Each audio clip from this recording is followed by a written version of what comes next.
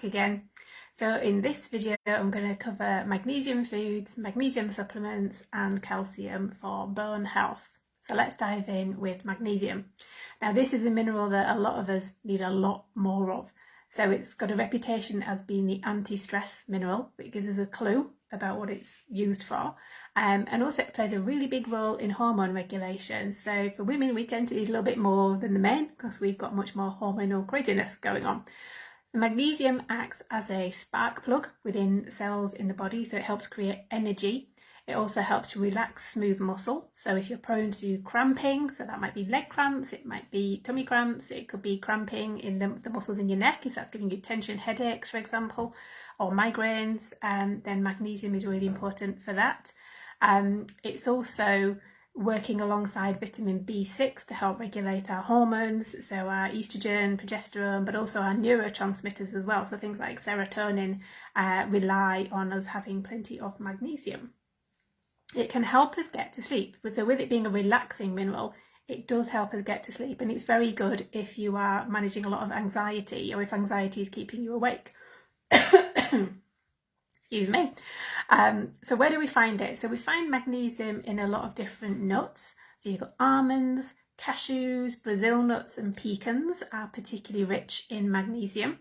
We find it a lot in leafy green vegetables. So anything that's green has chlorophyll in. That's the compound that gives plants their green colour. And at the centre of the chlorophyll molecule, you will find magnesium. So if it's green, if it's very dark green, it's got a lot of magnesium in. If it's something a bit pale, like an iceberg lettuce, not so much magnesium in there compared to kale, for example, or broccoli.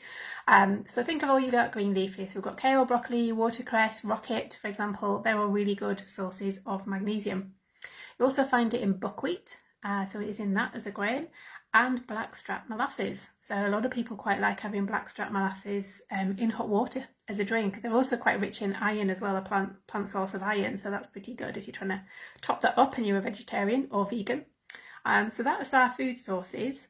Quite often our demands for it do outstrip what we can get in our diet, particularly as foods today don't have anywhere near the same levels of minerals in that they did 50 years ago. So you might be thinking about taking a magnesium supplement. There's lots of different ones out there, and with minerals, your cheaper supplements are often the ones that don't work so well. They use cheaper forms of minerals. It's not like, say, for example, vitamin C, where you basically got two forms of vitamin C. There you go. Not much to choose from. With minerals like magnesium, iron, calcium, zinc, there's lots of different types because the mineral is bound onto something else. It's chelated onto something, or it's kind of tied onto something, which acts as the carrier molecule to bring it into the body.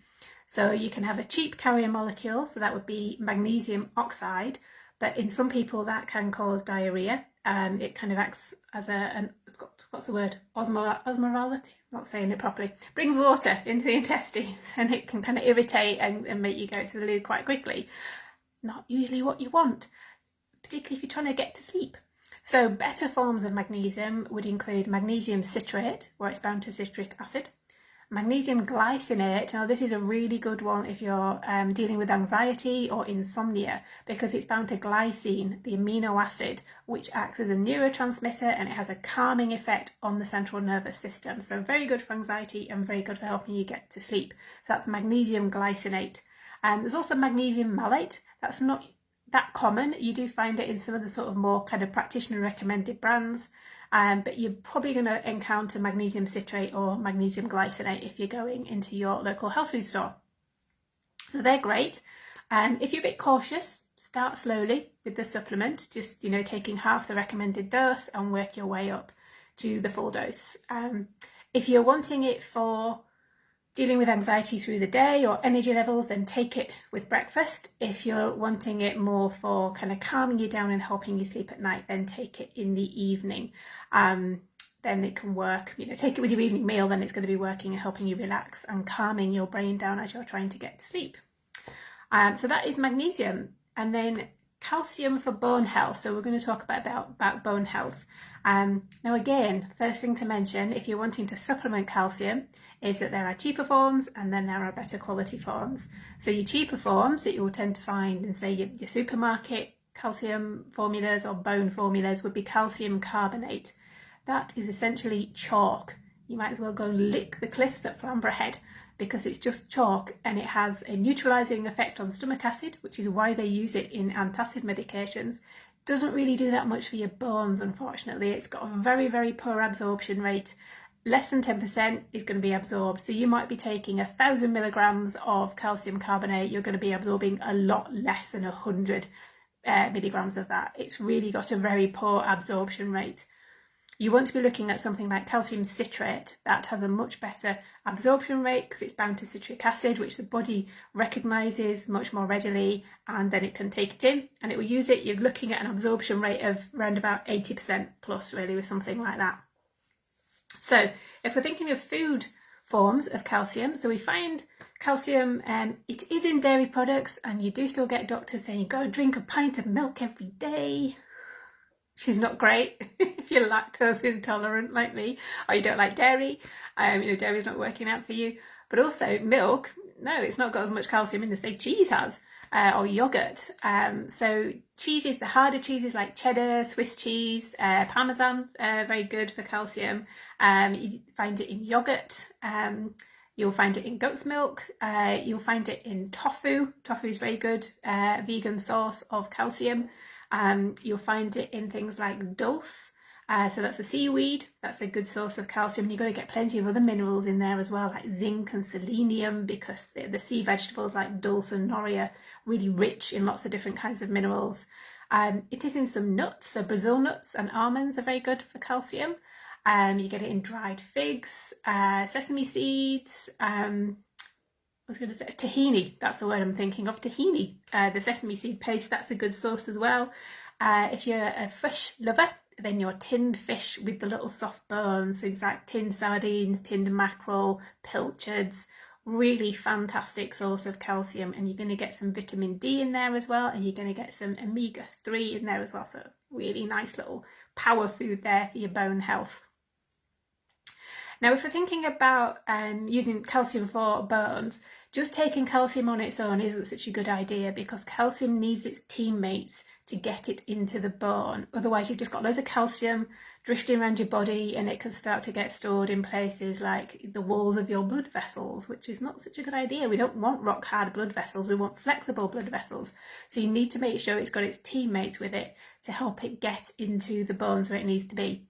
So calcium's teammates include magnesium, so we just talked about magnesium then, zinc, vitamin D, boron, vitamin K2 and vitamin D, and collagen. That's often one that's overlooked. So all these different nutrients are needed to help get calcium into the bone structure, but also to maintain the bone matrix.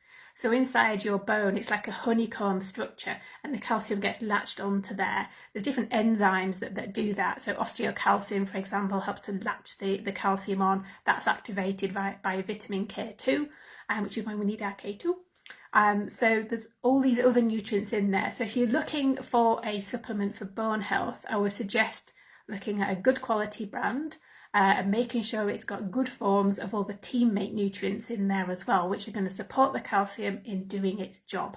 Some brands that spring to mind, nothing springing to mind. Solgar, they do a quite nice bone formula. You've got companies like, I think Viridian do some calcium as well, NutriAdvanced, BioCare, lots of different bone formulas available out there.